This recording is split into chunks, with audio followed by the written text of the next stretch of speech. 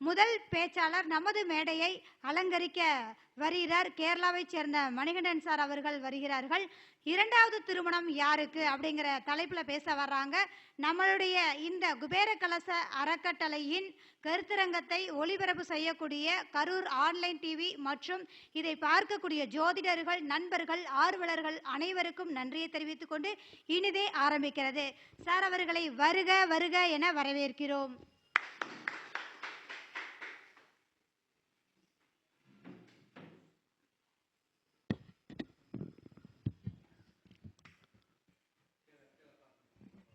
என்னை பெற்றெடுத்த என் தாய் தந்தையருக்கு என் நன்றியும் அவர்களுடைய பாத கமலம் தொட்டு அவர்கள் ஆசீர்வாதத்தையும் வாங்கி கொண்டு எனக்கு இந்த ஜோதிட கலையை கற்றுத்தந்த என் குருமார்களின் அனைவருடைய பாத கமலம் தொட்டு இங்கு அவையில் அமர்ந்திருக்கும் அனைத்து ஜோதிட ஆசான்களின் பாத கமலம் தொட்டு ஜோதிட ஆர்வலர்களின் நன்றியும் வாழ்த்துக்களையும் சொல்லிக்கொண்டு இன்னைக்கு நாம் எடுத்துக்கொண்ட ஒரு தலைப்பு என்னன்னு பார்த்தீங்கன்னா, இந்த காலகட்டத்தில் முதல் திருமணமே தடையாக இருக்குது. நம்ம இரண்டாவது திருமணம் எப்படி நடக்கும் அப்படின்னு சொல்கிறோம். இரண்டாவது திருமணத்துக்கு எந்த மாதிரி கிரக அமைப்பு இருந்தால் இரண்டாவது திருமணம் அவங்களுக்கு நடக்கும், உறுதியாக இரண்டு திருமணம் நடக்கிறது எப்படி, உறுதியாக நம்ம ஜீவனாம்சங்கிற ஒரு விஷயம் ஜாதகத்தில் எப்படி நடக்கும் அப்படிங்கிறத நான் பார்த்து அனுபவப்பட்டு ஆராய்ஞ்ச விதத்தில் இந்த மேடையில் பதிவு செய்கிறேன், பகிர்ந்துக்கிறேன்.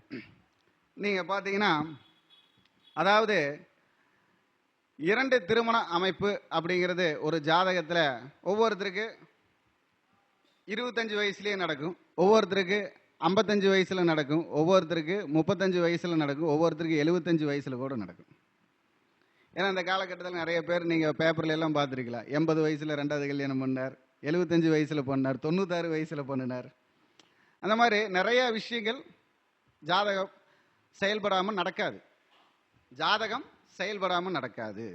அப்போது இந்த இரண்டு திருமண அமைப்பு அப்படிங்கிறது ஒரு ஜாதகத்தில் பார்த்தீங்கன்னா, இப்போ முதல் திருமணம் அங்கிறத எடுக்கிறதே பார்த்தீங்கன்னா கலத்திரகாரகன்னு 7ஆம் இடத்தை சொல்கிறோம். இந்த 7ஆம் இடம் தான் திருமணத்துக்கு உண்டான எல்லா விஷயத்தையும் செயல்படுத்துது அப்படிங்கிறோம். இரண்டாவது திருமணம் அப்படிங்கிறத 9வது இடத்தை நம்ம பார்க்குறோம், ஜாதகத்தில் 9ஆம் பாவகத்தை பார்க்குறோம். இது இந்த இரண்டு திருமணம் உறுதிதானா அப்படிங்கிறத 11ஆம் இடம் தீர்மானிக்கும் ஜாதகத்தில். அப்போது இந்த 11ஆம் அதிபதினு சொல்லக்கூடிய கிரகமும் ஜாதகத்தில் 7ஆம் அதிபதினு சொல்லக்கூடிய கிரகமும் 2ஆம் அதிபதினு சொல்லக்கூடிய கிரகம், இந்த 3 கிரகங்களும் தொடர்பு கொண்டு ராகு கேது பிடியில் சிக்கி இருந்தால் உறுதியாக அங்கே இரண்டு திருமணம் நடக்கும். அது எந்த வயது அப்படிங்கிறப்போ அந்தந்த கிரகங்களுடைய பாதிக்கக்கூடிய வயது என்னென்ன வயதோ அந்த வயது தான் அது ஒரு அந்த இரண்டாவது திருமணத்தை குறிக்குது அப்படின்னு சொல்லலாம். ஏன் இந்த இரண்டாவது திருமணம் வருதுன்னு பார்த்தீங்கன்னா, ஜீவனாம்சம் அப்படின்னு சொல்லக்கூடிய விஷயம், குடும்ப பிரிவு அப்படின்னு சொல்லக்கூடிய விஷயத்தில், மன சங்கடங்கள்னு சொல்லக்கூடிய விஷயத்தில் தான் பிரிஞ்சு தான் இரண்டாவது திருமணம்னு ஒன்று நடக்குது அதிகமாக. பின்ன ஏதாவது ஒரு சிலருக்கு மட்டும்தான் மனைவியுடைய மறைவால் இரண்டாவது திருமணம்னு ஒன்று வரும், எல்லாருக்கும் அந்த மாதிரி வராது. அப்போது இந்த ஜீவனாம்சம் அப்படிங்கிறது யாருக்கு அதிகமாக கிடைக்குது அப்படின்னு பார்த்தீங்கன்னா, சனி பகவானுடைய பார்வையின் சொல்லக்கூடிய ஸ்பெஷல் பார்வையில், அதாவது 3-10 இந்த பார்வையில் சுக்கிர பகவான் இருந்தால் அந்த குடும்பத்தில் உறுதியாக ஜீவனாம்சம் வரும். சனி பகவானோட பார்வையில் சுக்கிர பகவான் 3-10 இருந்தால் உறுதியான ஜீவனாம்சம், அது எழுதி வைக்கப்பட்டது. ஏன் அப்படின்னு கேட்குறீங்களா? சனி பகவான்கிறது ஜீவன கிரகம், சுக்கிர பகவான்கிறது அம்ச கிரகம். சனி பகவான்கிறது ஜீவன கிரகம், சுக்கிர பகவான்கிறது அம்ச கிரகம். அப்போது இந்த ஜீவனம் ப்ளஸ் அம்சம் ஆகும்போது ஜீவனாம்சம் அந்த குடும்பத்தில் கண்டிப்பாக வரும். ஏன்னா காலச்சக்கரத்துக்கு பாதகாதிபதி யார், கலத்திரஸ்தான அதிபதி யாருன்னு பார்த்தா சுக்கிரன் தான். காலச்சக்கரத்துக்கு 2க்கும் 7க்கும் உடைய சுக்கிரன் தான் நமக்கு கலத்திரஸ்தானாதிபதியும் அவரே, மாரகஸ்தானாதிபதியும் அவரே. அப்போ அந்த ஆயுள்காரகன்னு சொல்லக்கூடிய சனி பகவான் அவரை தன் 3ஆம் பார்வையாகவோ 10ஆம் பார்வையாகவோ பார்க்கிறார், இல்லை 10ஆம் பாவகத்தில் 3ஆம் பாவத்தில் சேர்ந்திருக்கிறார் அப்படிங்கிறப்போ அங்கே 2 திருமணம் ஜீவனாம்சம் அப்படிங்கிறது உறுதியாக நடக்கிறது. அதில் ஒரு மாற்றம் இல்லை. அதுக்கப்புறம் சந்திரனுக்கு 11ல் ராகு நின்றாலும், இல்லை ராகுவும் சந்திரனும் சேர்ந்து 11ல் நின்றாலும், சந்திரனுக்கு 3ல் ராகு நின்றாலும், இல்லை சந்திரனும் ராகுவும் சேர்ந்து 3ல் இருந்தாலும் அங்கேயும் 2 திருமணம், திருமண வாழ்க்கையில் பாதிப்பு, ஜீவனாம்சம் அப்படிங்கிறது உறுதியாக வருது. அப்போது இந்த உறுதியான சூழ்நிலை எல்லாமே வந்து பார்த்தீங்கன்னா உங்களுக்கு 2 திருமணம் அப்படிங்கிறத சுட்டி காட்டுறதில்லை, அங்கே வலியுறுத்துது. அப்போ இந்த 2 திருமணம் அந்த ஜாதகருக்கே நடக்குமா, இல்லை அந்த குடும்பத்தில் நடக்குமா அப்படிங்கிறதுக்கும் அந்த பாவகத்துடைய குணம், அந்த காரகத்துவம், ஆதிபத்தியம், அது யார் யாரை சுட்டி காட்டுதோ அவங்களுக்கு எல்லாமே அந்த பிரச்சனை வருது. அந்த குடும்பத்தில் அவங்களுக்கு எல்லாமே அந்த பிரச்சனை வருது.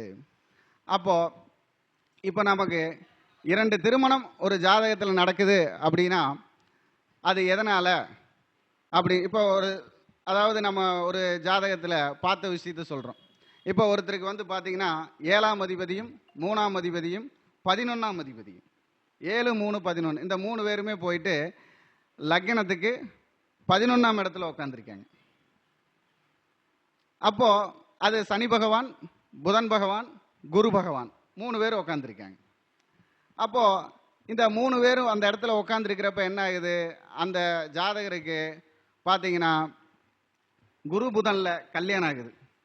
அதாவது குருவுக்கு 16 வருஷம், புதனுக்கு 17 வருஷம், 33 வயசுல முதல் திருமணம் நடக்குது. நடந்து அவருக்கு பார்த்தீங்கன்னா அந்த இடத்துல செவ்வாயுடைய பார்வை 8ஆம் பார்வையாக இருந்து, செவ்வாய் 8ஆம் அதிபதியாக இருந்து செவ்வாயுடைய பார்வை அந்த இடத்துல விழுகிறதுனால இந்த செவ்வாயுடைய 7 வருஷம்தான் ஒரு குடும்பம் நடத்துறாரு. அதுக்கு மேலே பிரிஞ்சிடுறாரு. அப்போ அந்த ஜாதகம் இப்போ ஒரு வருஷம் 1.5 வருஷம் இருக்குன்னு நினைக்கிறேன் அந்த ஜாதகத்தை நான் பார்க்குறப்போ. அப்போ அவருக்கு வந்து 53 வயசில் உங்களுக்கு 2வது திருமணம் நடக்குன்னு சொன்னேன். அப்போ இப்போ அவருக்கு 2வது திருமணம் நடந்துருச்சு. ஏன் இந்த 53 வயசு சொன்னோம் அப்படின்னு பார்த்தீங்கன்னா, அந்த இடத்துல வந்து பார்த்தீங்கன்னா புதன் பகவான், சனி பகவான், குரு பகவான் இந்த 3 பேர்த்தோடைய வயசையும் நம்ம கூட்டுறப்போ 52 வரும், தசா வயசுகளை கூட்டுறப்போ. அப்போ அந்த 52 முடிஞ்சது, 53ல் ஒரு கல்யாணம். அப்போ அந்த 2வது திருமணத்துக்கு யோகம் இருந்தால் அது உறுதியாக நடக்கிறது. அது உறுதியாக நடக்குமா அப்படிங்கிறதுக்கு ஆண் ஜாதகமாக இருந்தாலும் பெண் ஜாதகமாக இருந்தாலும் நம்ம அந்த கிரக விளக்கங்களை புரிந்து கொண்டு அதை எளிதாக பாவகத்தோடு சேர்த்து அந்த திருமண பாவகமாக எடுத்து பெண் ஆண் என்ற அந்த உரிமையை நாம் கையாளும் பொழுது அதில் வந்து உறுதியான அமைப்பு நமக்கு தெரிகிறது. சரி, அப்போ இந்த மாதிரி நமக்கு வந்து குடும்ப வழக்குகள், குடும்ப பிரிவுகள் இதெல்லாம் ஆனதுக்கப்புறம் ஒரு திருமணம் உறுதியாக நடக்குங்கிற வயசை கூட நம்மளால் ஜாதகத்தில் எடுக்க முடியும். எடுத்து இந்த செயல்பாட்டில் இந்த வயசில் தான் இது நடக்குது அப்படின்னு சொல்கிறத பார்த்தீங்கன்னா, மீண்டும் அதாவது நம்ம லக்னத்துக்கு 10ஆம் அதிபதி, லக்னத்துக்கு 10ஆம் அதிபதி லக்னாதிபதியோட தொடர்பு கொண்டு, லக்னத்துக்கு 10ஆம் அதிபதி லக்னாதிபதியோட தொடர்பு கொண்டு சுக்கிரனுடைய அமைப்பிலையும் சனியுடைய அமைப்பிலையும் நமக்கு பார்வை பலமாகும் பொழுதும் அங்கு 2 திருமணம் உறுதியாக வருகிறது. நீங்கள் ஒரு ஜாதகத்தை எடுத்து வச்சு பார்த்தீங்கன்னாவே உங்களுக்கு புரியும். அதாவது பொதுவாகவே சுக்கிரன் வந்து ஒரு ஜாதகத்துக்கு 6, 8 வந்தாவே அங்கே குடும்ப வாழ்க்கையில் பிரச்சனைங்கிறது ஒரு ஜோதிட விதி. சுக்கிரன் சனி பகவான் 2 பேரும் 6, 8 வந்தாலே அங்கே குடும்ப வாழ்க்கையில் ஒரு பாதிப்பு வரும். அப்படி பாதிப்பு வரலைன்னா அந்யோன்ய வாழ்க்கையில் பாதிப்பு வரும் அப்படிங்கிறது ஒரு பொது விதியாகவே இருக்கு. அதே மாதிரி இந்த சுக்கிரனுக்கோ இந்த சனிக்கோ சம்மந்தப்பட்ட, அதாவது 6, 8, 14 வருஷத்துக்குள்ளேயோ இல்லை 8 வருஷத்துக்குள்ளேயோ 6 வருஷத்துக்குள்ளேயோ உறுதியாக ஒரு பிரிவு வரும் அப்படிங்கிறது நம்ம சொல்லலாம்.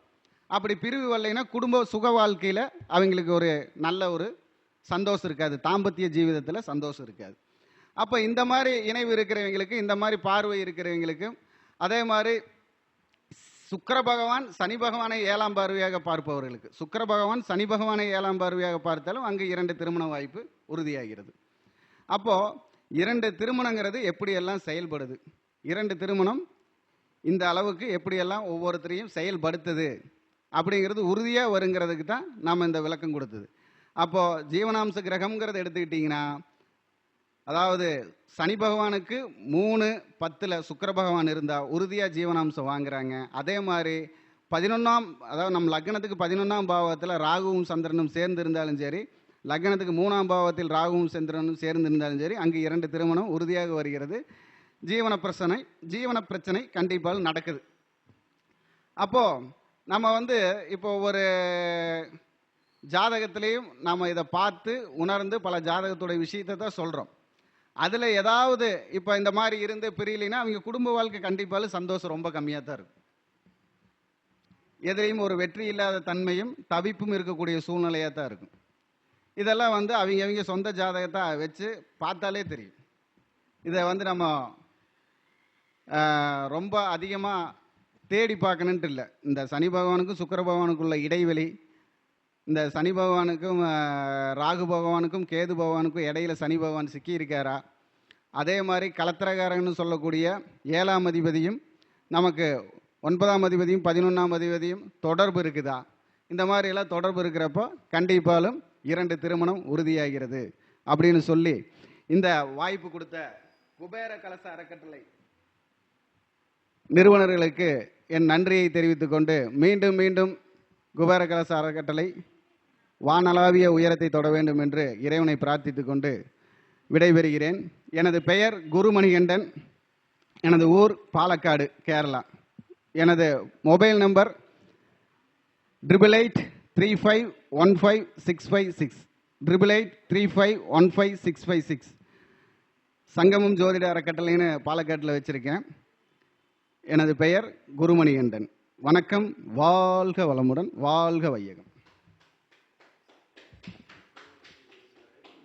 யாருக்கெல்லாம் எந்த வயசுல திருமணம், 2வது திருமணம் நடைபெறணும்னு மிக அற்புதமா பேசிய குரு மணிகண்டன் சார் அவர்களுக்கு நன்றியை தெரிவித்துக் கொண்டு பொன்னாடை போற்றுமாறு பாலமுருகேசன் சார் அவர்களை கேட்டுக்கொள்கிறோம்.